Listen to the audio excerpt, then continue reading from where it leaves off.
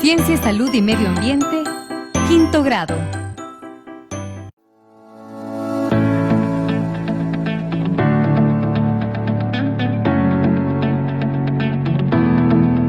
Métodos de separación, filtrado y tamizado.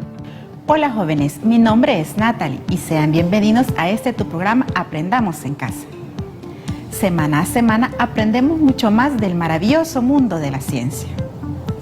Hemos venido hablando de mezclas. Ahora es el turno de presentarles los métodos de separación de sustancias o mezclas.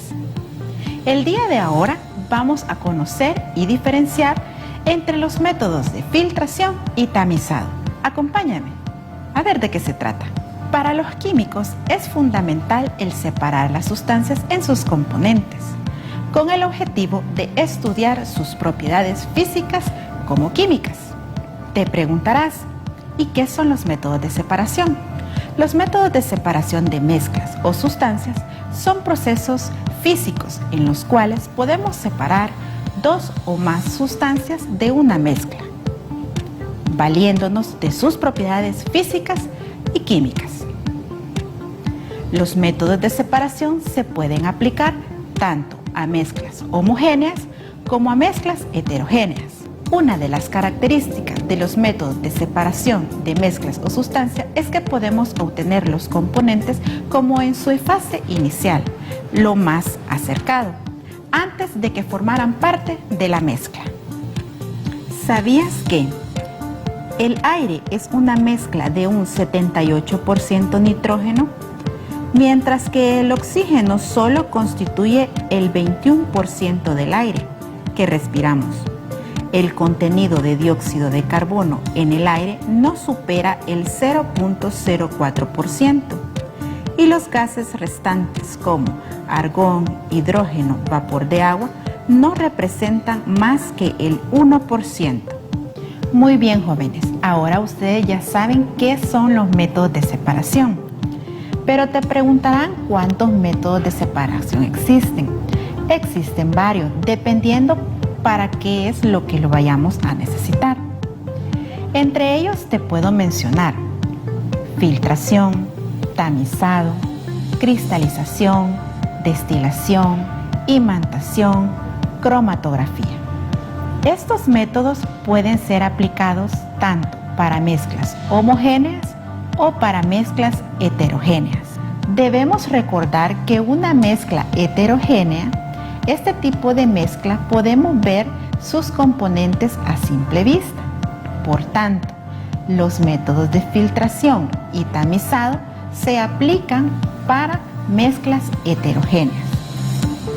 Te explicaré a continuación en qué consiste el método de filtración.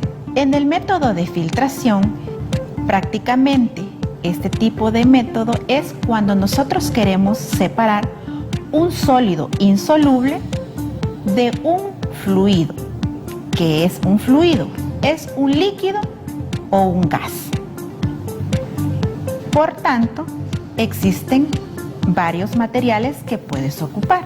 Por ejemplo, puedes ocupar papel filtro, puedes ocupar un colador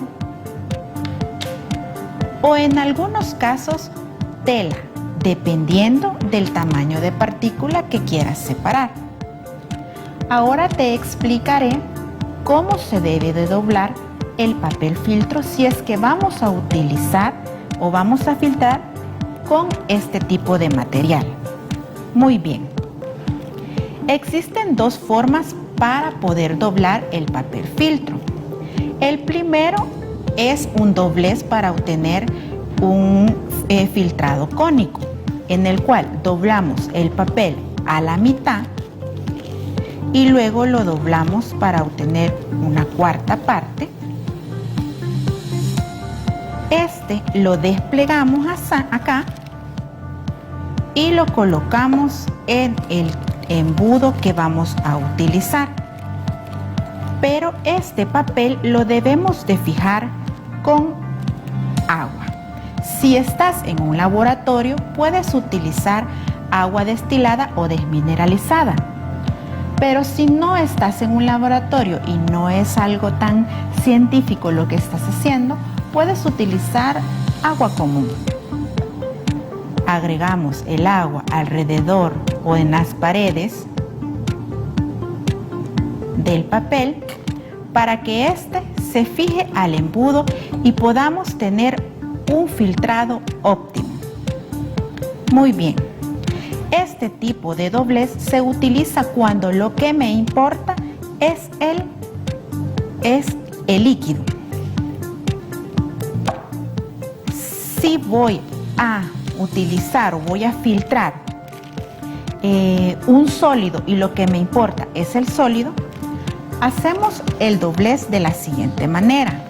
Doblamos el papel a la mitad, luego en la cuarta parte y comenzamos a doblar de manera en que vayamos formando como un abanico. Yo sé que tú lo has hecho en épocas de calor en tu escuela con las hojas de papel de cuaderno.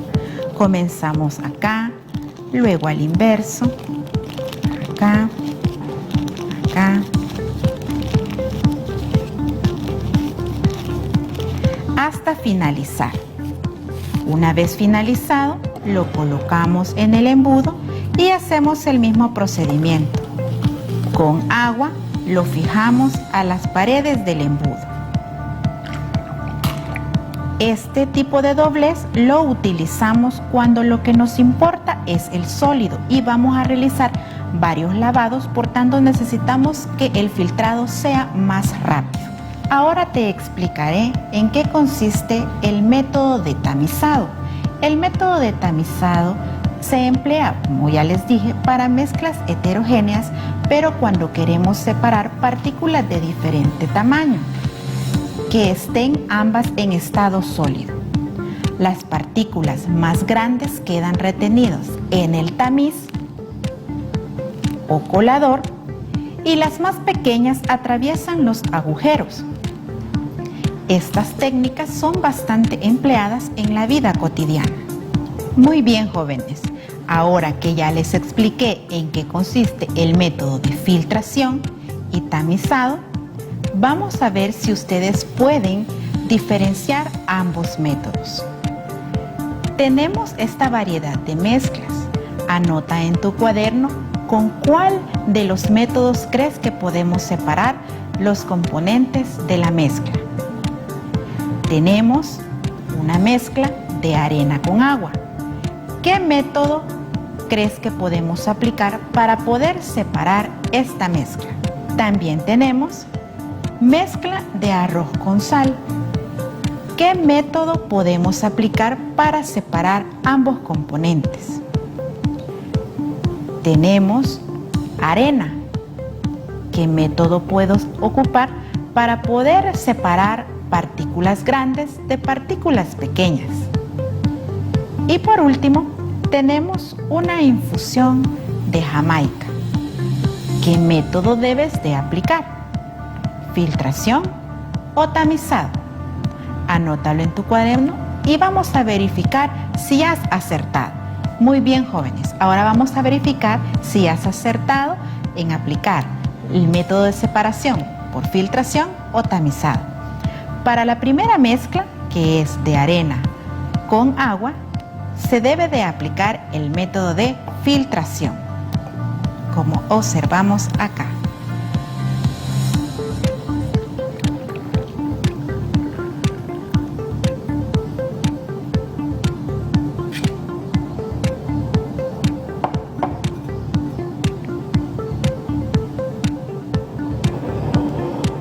En la cual tenemos en el papel filtro la arena y en el vaso el líquido.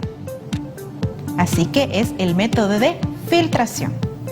Para la segunda mezcla, que es arroz con sal, el método a aplicar es el tamizado. Damos vibraciones, golpecitos y podemos separar sólidos más finos que pasan sobre las rendijas del colador o tamiz y tenemos la sal y el arroz separado. Para el siguiente ejercicio debes de separar partículas pequeñas de arena de las más grandes. Entonces utilizas el método de tamizado. Obtenemos partículas más grandes en el tamiz y las partículas más pequeñas en el recipiente. Y por último, para separar la infusión de Jamaica, utilizamos el método de filtración. En este caso, utilizo un colador y tengo mi solución y mi flor de Jamaica aparte. ¿Sabías que los filtros de aceite en los motores de combustión se emplean para retener las partículas de carbón producidas por la circulación en caliente de estos lubricantes? Manteniendo así las partículas retenidas en el filtro y el aceite lo más limpio posible, alargando la vida útil de la maquinaria. Es hora de ponte a prueba. El método de filtración y tamizado es utilizado en mezclas A, homogéneas, B, heterogéneas, C, soluciones. Si tu respuesta es el literal B, heterogéneas, estás en lo correcto. En la preparación de café, el agua caliente entra en contacto con el café y se separa en el papel. El método de separación involucrado es A, calentamiento, B, preparación, C, filtración, D, tamizado. Si tu respuesta es el literal C, filtración, estás en lo correcto. ¡Excelente! Cada uno de estos ejemplos son aplicados en la vida cotidiana o en algunos casos en la industria. Se aplica en algunas partes de la planta de tratamiento la filtración por medio de arena para llegar a obtener un agua potable. El tamizado de granos lo utilizan los agricultores cuando cosechan arroz, maíz o frijol, en la cual ellos utilizan el tamiz para poder quitar insectos, hojas o alguna astilla después de haber secado dichos granos. El tamizado de arena lo utilizan, y creo que todos sabemos, los albañiles, con el objetivo de obtener mezclas de diferentes texturas, empleadas para la construcción. Y por último, tenemos el caso de la Jamaica, que es la preparación de un fresco.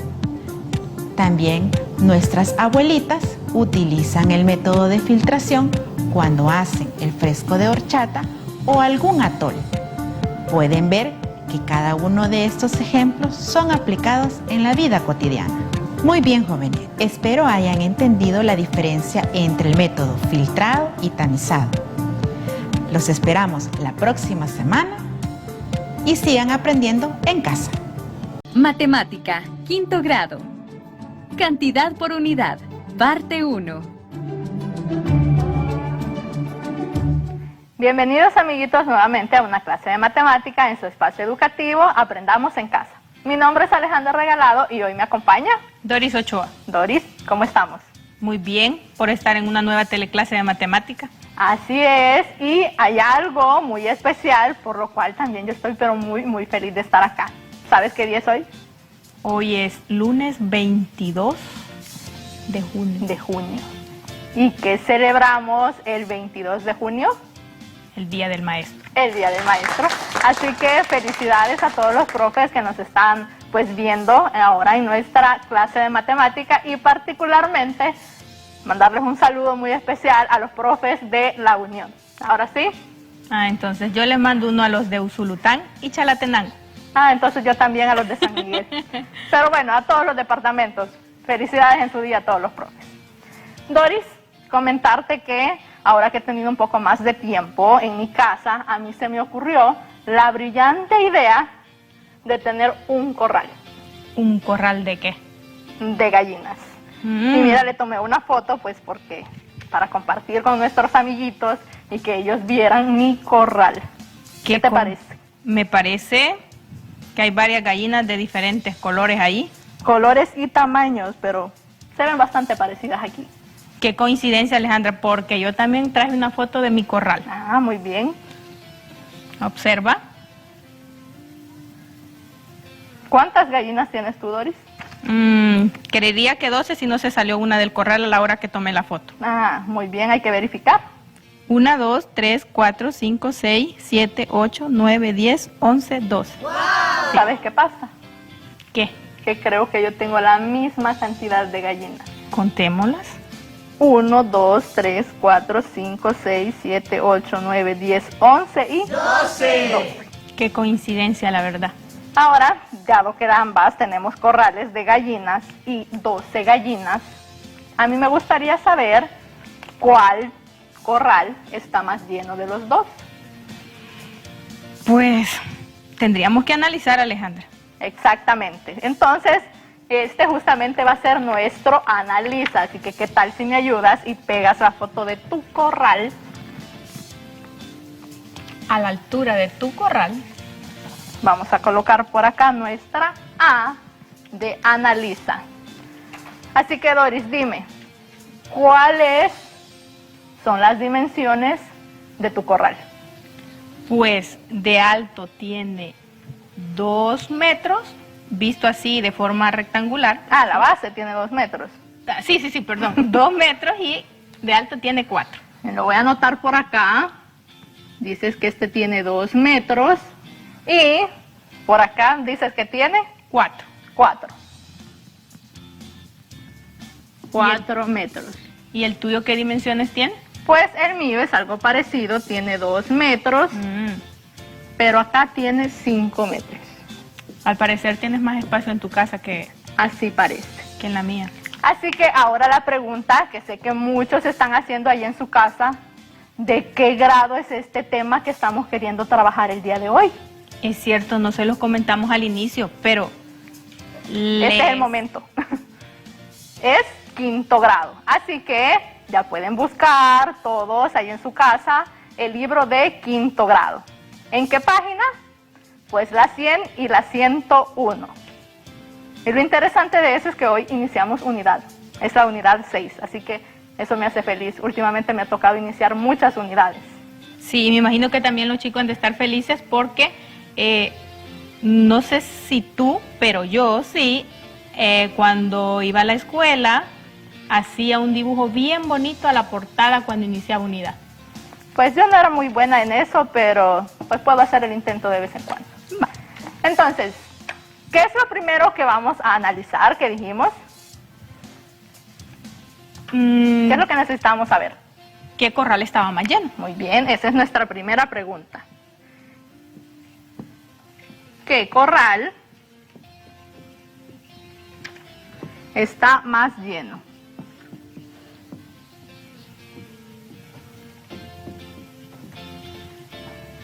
Y, solo para que no nos confundamos, voy a llamar a este mi corral A de Alejandra. Y a tu corral, lástima, no se compara, no se puede con tu nombre, así que solo le pondré B. Va. Vaya. Ahora sí, vamos a pasar a la parte de solución a nuestra primera pregunta. ¿Cuál corral crees que está más lleno, Doris? Pues, mira, tenemos la misma cantidad de gallinas. ¿Ustedes, chicos, observan? Sí. ¿Sí? Tenemos 12 gallinas y 12 gallinas. Pero el espacio donde las tenemos tendríamos que verificar si es igual o no es igual. En este caso, ¿cuál sería el área que contempla este corral? ¿Cómo calculamos el área de esta figura? ¿A qué se parece más o menos la forma de este corral? Rectángulos. Tiene forma rectangular. Tiene forma rectangular. ¿Y cómo calculamos el área de un rectángulo? A ver, amiguitos, ¿cómo calculamos el área de un rectángulo? Muy bien, es base por altura. Entonces, el área de tu corral es, 2 por 4, y eso es, 8. bien. Veamos ahora el mío. Ujú. También tiene 2 de base, pero tiene 5 de altura. Por lo tanto, su área sería 2 por 5, 2 por 5, que es 10. 10. O sea, yo tengo 10 metros cuadrados de área y tú tienes 8. Misma cantidad de gallinas, pero diferente área. A simple vista podría decir que el corral que está más lleno es el mío. Así es, porque tienes menos área y bastantes gallinas. Entonces, más lo vamos a dejar acá como conjetura, así como que asumimos que es cierto. Luego lo vamos a comprobar. Entonces sería el B. Pero te cuento algo más. Ajá. Cuéntame. No estaba muy a gusto con mi corral y sentía que tenía muy poquitas gallinas. Ujú. Y por eso modifiqué mi corral. Y mira cómo me quedó. Bueno, parece que están de cabeza, así. Lo de ancho, Ujú. parece que comparado con el que tenías anteriormente, lo reduciste bastante. Sí, es que ahora necesitaba sembrar para darle de comer a mis gallinas, entonces el espacio ya no me alcanzaba. Y Lo no voy a la podías colocar. dejar cerca porque si no, Se come. te comen todas las hortalizas o lo que quieras que haya sembrado. Te diré cuáles son las dimensiones de este nuevo corral. Ujú. Ahora tiene de acá 1 metro. Y de altura tiene 8 metros. Lo llamaremos el corral C. Ahora te haré la pregunta y la voy a anotar por acá. Ahora yo quiero saber qué corral está más lleno. Pero ¿cuál crees que voy a comparar hoy? Bueno, si ya comparamos el A con el B, quizás el B con el C. El B con el C. Comparemos entonces el B con el C. ¿Cuál crees que está más lleno? Pero antes debo de identificar si todavía tiene la misma cantidad de gallinas. Buen punto. Vamos, voy a pedir a los niños que están en casita que me ayuden a contar las gallinas que tiene en el nuevo corral Ale. 1, 2, 3, 4, 5, 6, 7, 8, 9, 10, 11, 12, 13, 14, 15 y 16. Compraste 2 gallinas más, ¿verdad? No. 4 compré. Es cierto. Es Ya que me las quieres otras 2 hacer me las jarana comí. con las otras 2, no. Entonces ahora tengo 16 gallinas. Cierto. Pero, ¿en qué área están esas gallinas? El área sería, como ya habíamos dicho, que para encontrar el área de este corral que tiene forma rectangular, es base por altura. 1 por 8, 8. Entonces tiene 8 metros cuadrados. Entonces, ¿qué puedo decir ahora? ¿Cuál de los dos está más lleno? Y aquí observo otra cosa, Alejandra. Ujú. Yo tenía 12 gallinas, ahora tú tienes 16, pero el área de mi corral era 8, pero ahora aumentó la cantidad de gallinas, pero el área de tu corral es igual al mío. Es igual. 8.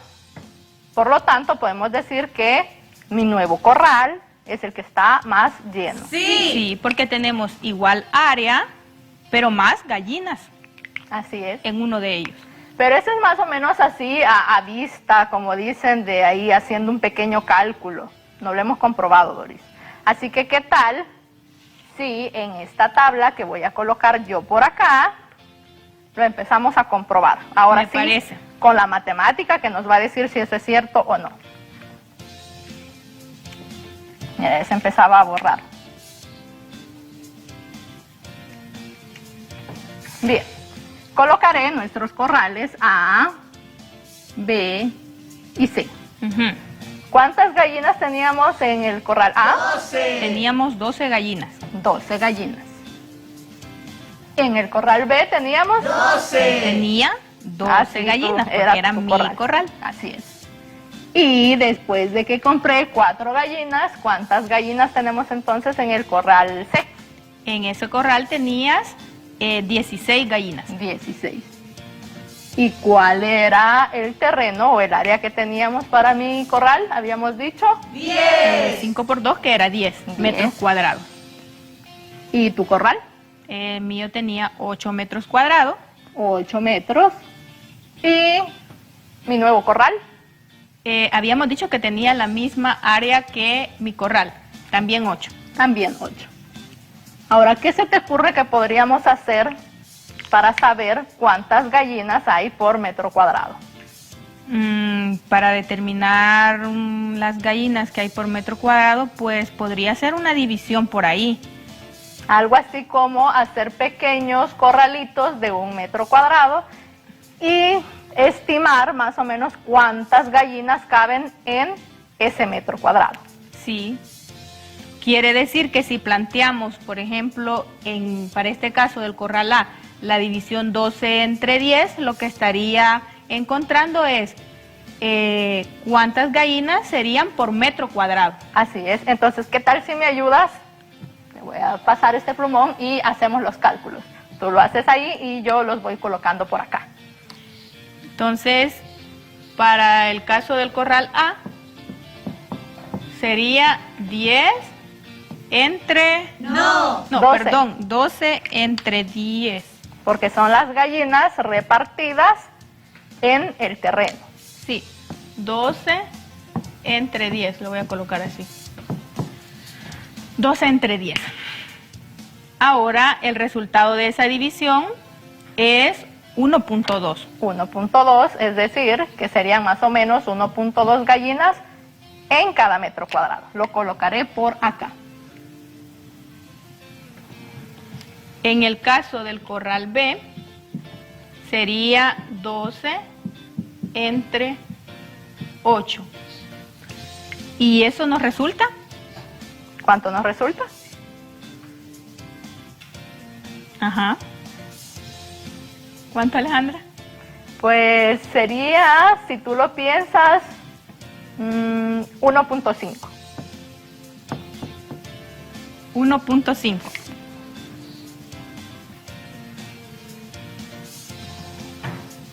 Y en el último caso, en el corral C, sería 16 entre 8.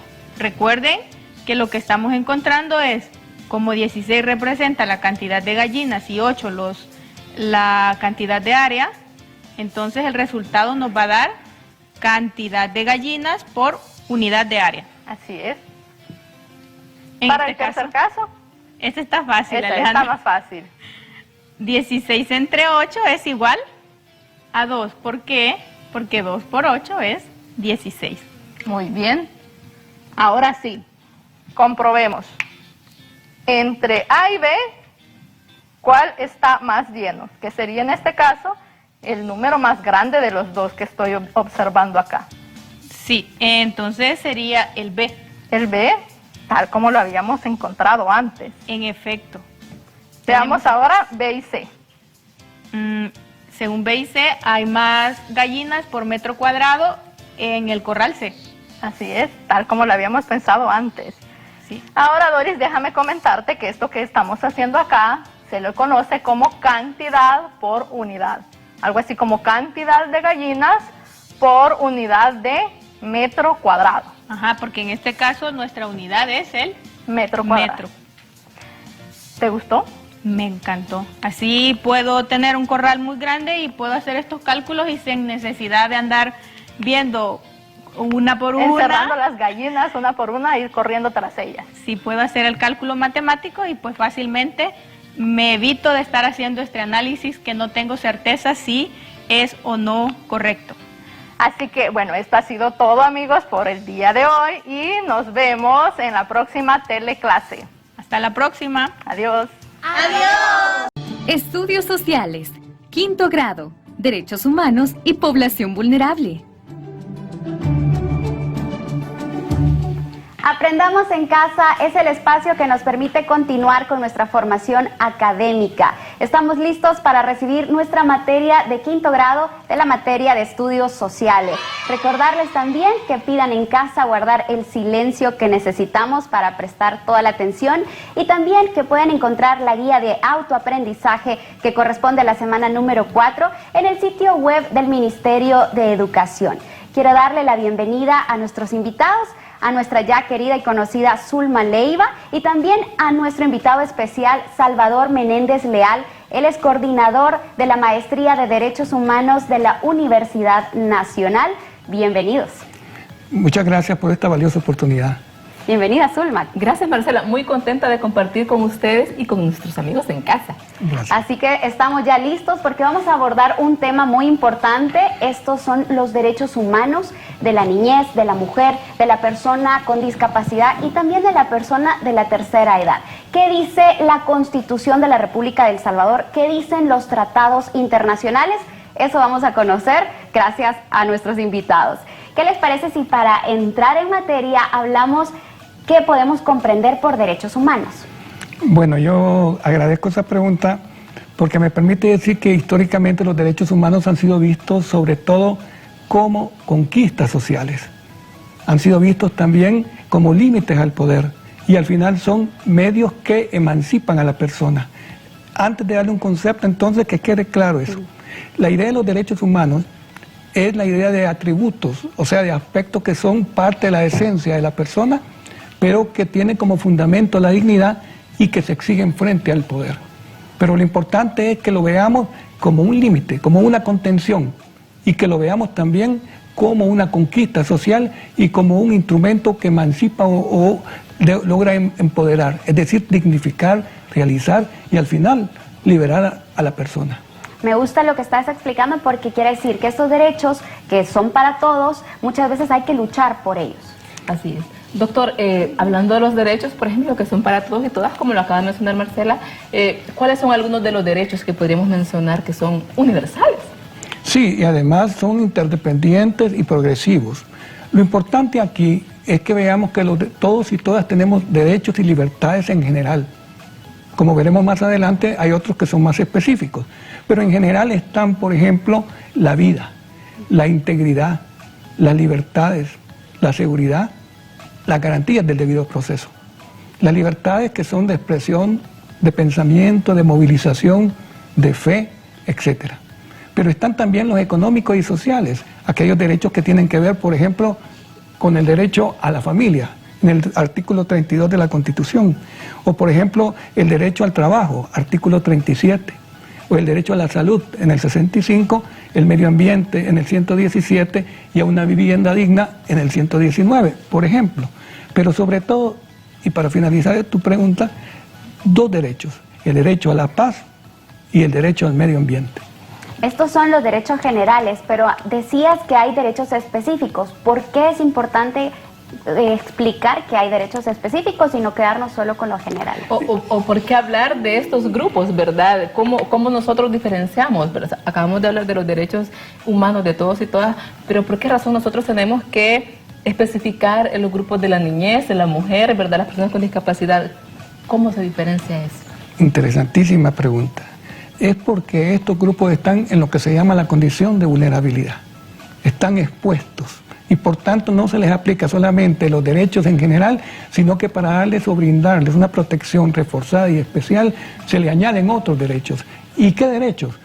Estos derechos tienen la función, primero, y esto es fundamental, tienen la idea de que se les proteja, pero que les compense también su desigualdad, que puede ser de origen natural o de origen social. Estos cuatro grupos que tú mencionas entonces gozan no solo de aquellos derechos y libertades generales, sino de derechos que son específicos. Excelente, doctor. Nosotros, ¿verdad? Aprovechando este día, ¿verdad?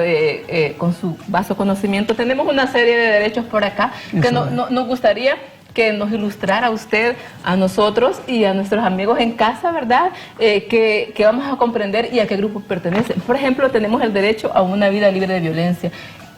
a qué grupo pertenece y qué debemos comprender por ello. En general, la vida libre de violencia es un derecho no solamente de tipo general, porque todos tenemos ese derecho, pero sobre todo tenemos que aplicárselo a la mujer. Ah, pertenece al grupo específico. Especialmente, sí. ¿Y saben por qué? Porque cuando decimos libre de cualquier expresión de violencia, hacemos referencia a la ley que consigna 7 modalidades de violencia. No las cito todas, pero menciono la simbólica, la violencia sexual, patrimonial, etcétera. Y entonces estas son formas de discriminación. Muy bien, y cuando hablamos de la no asignación de roles, ¿verdad? ¿A qué nos referimos? ¿Qué podemos comprender por ese derecho? ¿Y en qué grupo lo ubicamos? Zulma, ¿y por qué tiene que ser la niña o una mujer quien sirve el café?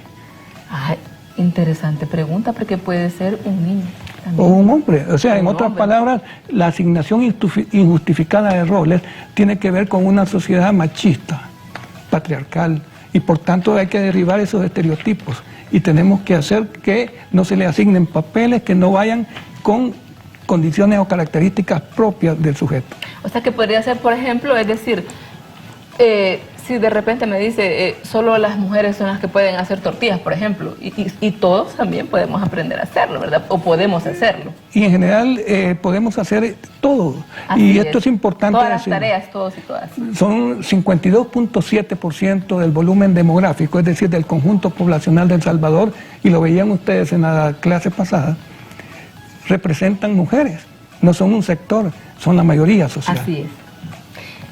Doctor, y tenemos otro derecho por acá, que es el derecho a la integridad.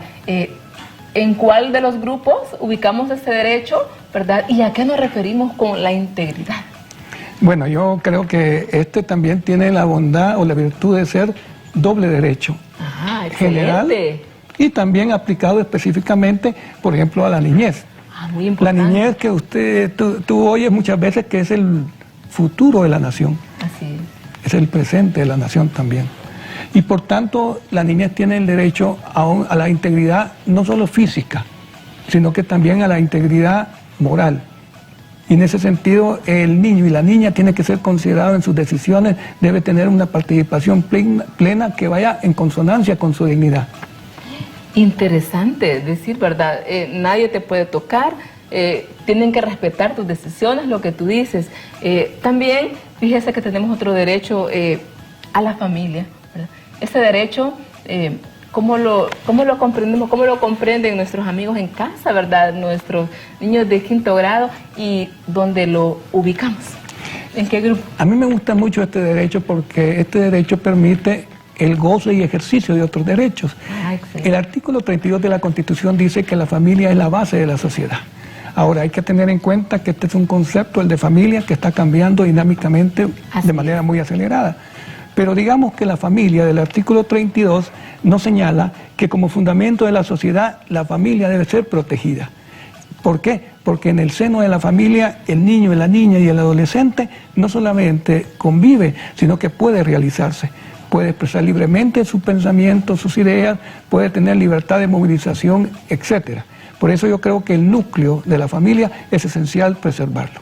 Muy importante lo que usted dice, ¿verdad? Todos los niños y niñas tenemos derecho a vivir, a que nos quieran, que nos amen, que nos acojan en una familia, ¿verdad? Y como usted lo dice, el término familia pues ha variado, ha cambiado. Tenemos otro, doctor. Tenemos el de asistencia médica especializada. ¿A qué grupo pertenece este derecho y cómo lo comprendemos? Fíjese que ese derecho en verdad es también de general, pero es específico también. Okay. Y lo podemos aplicar sobre todo a las personas, digamos, con discapacidad. ¿Por qué? Porque si ustedes miran, la persona con alguna forma de discapacidad requiere de un tratamiento de carácter especializado. Y en este sentido, las personas con discapacidad deben recibir una atención médica, la provisión de medicinas que les permita que estén siempre en control médico, en control sanitario. Este derecho es un derecho esencial, porque existen modalidades muchos tipos o modalidades de discapacidad. Recuerda que no podemos ocupar el término, ojo, persona con minusválida. No podemos ocupar una persona incapacitada. Esos son términos estigmatizantes, términos peyorativos que ofenden y que pueden victimizar nuevamente a la persona. Ah, muy bien. Acá con Marcela tenemos, ¿verdad?, otro que es la factibilidad arquitectónica. ¿A qué se refiere? ¿Quién debería de cumplir esto, verdad?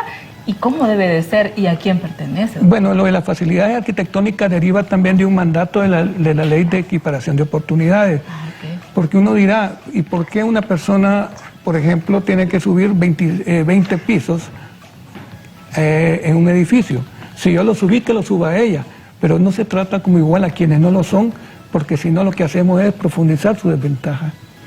Facilidades arquitectónicas tiene que ver con ramplas, tiene que ver, por ejemplo, con baños.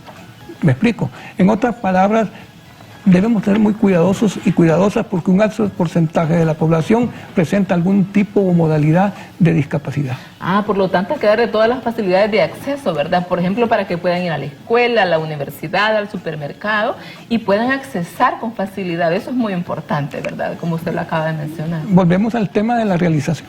Así es. Tenemos, doctor, otro que estamos hablando acerca de, por ejemplo, de la asistencia médica también. Como usted lo decía, hablábamos de generalidades y de formas específicas. ¿En qué grupo, verdad, podríamos también utilizar ese derecho y dónde lo podemos ubicar? La asistencia médica tiene que ver también con todos los grupos, pero particularmente tiene que ver con una asistencia médica especializada a personas de edad. No debemos decir conceptos peyorativos que ofendan la dignidad, diciendo, por ejemplo, a veces viejo o vieja, sino que hay palabras técnicas, como lo dice la Convención, ¿verdad?, de la persona de la tercera edad, es decir, de 60 años para arriba.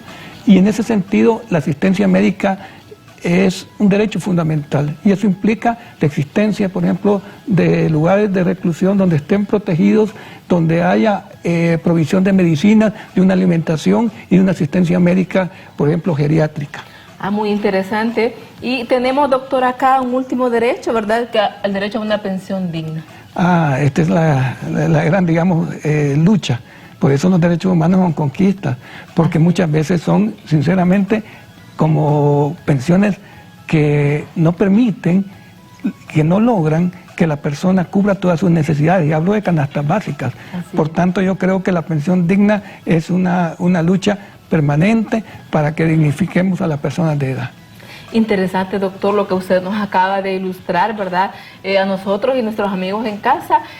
Y eso, doctor, me hace que me surja una interrogante. Imagino que también a Marcela una interrogante.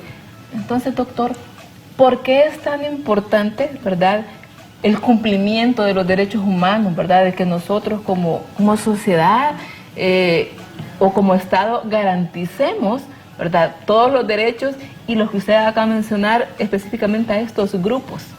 Excelente, Zulma y Marcela, yo les agradezco porque al final el mensaje final es que los derechos humanos no solamente dignifican a la persona, a estos 4 grupos, sino que en general.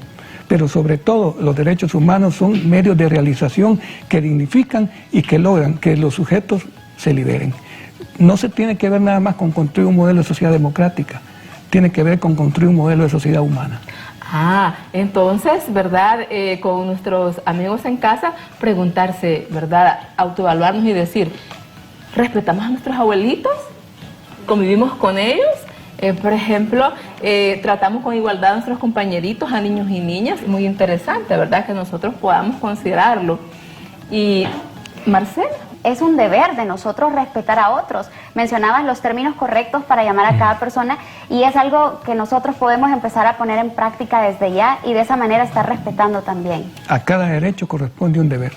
Interesante, interesante saber eso. Derechos y deberes van juntos, van a la par. 2 caras de una misma moneda. Así es. Bueno, muchísimas gracias. No sé si quisieras agregar un mensaje final, Salvador. Bueno, tal vez solamente decir a niños y niñas que los derechos humanos no solo se aprenden, se viven. Se practican. Interesante mensaje final. Yo he disfrutado mucho, he aprendido mucho, Zulma, contigo. Yo y también. Gracias a Salvador por recordarnos. Ahí tenemos todos los derechos y la invitación es a que nosotros también los vivamos. Así que nos despedimos, será hasta otra clase y nos vemos en la próxima.